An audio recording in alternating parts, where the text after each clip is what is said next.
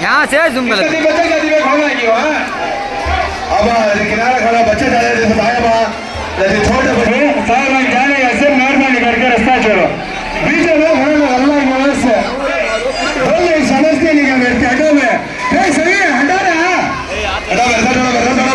रस्ता खड़ा साहब भेजो ब्यास के बच्चे ज्यादा ही सामने आ जाओ भाई साहब कहाँ रहती थी सभी ना बहुत टाइम होता था न्यास का बच्चा थाला खड़ गई सामने आ जाओ आओ बब्बू साहब आगे तो आओ बब्बू साहब आगे लगो कितना न्यास के पैसे होने में साहब रसा छोड़ो माँ साहब आगे रसा छोड़ो हमारे साहब आगे टिकट साहब आगे रख लो हमारे बटन यदि बच्चा मार पड़ता मार किनारे खड़ो माँ छोटे मासूम बच्चे यदि मारा पड़ते किनारे खड़ो माँ यदि भाई का किनारे खड़ो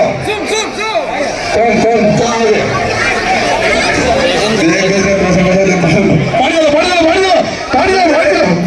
जूम कर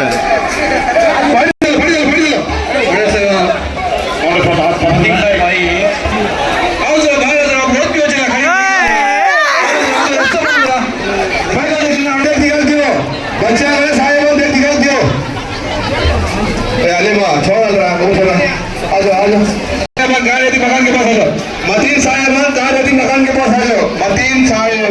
घर के बच्चे जो साचा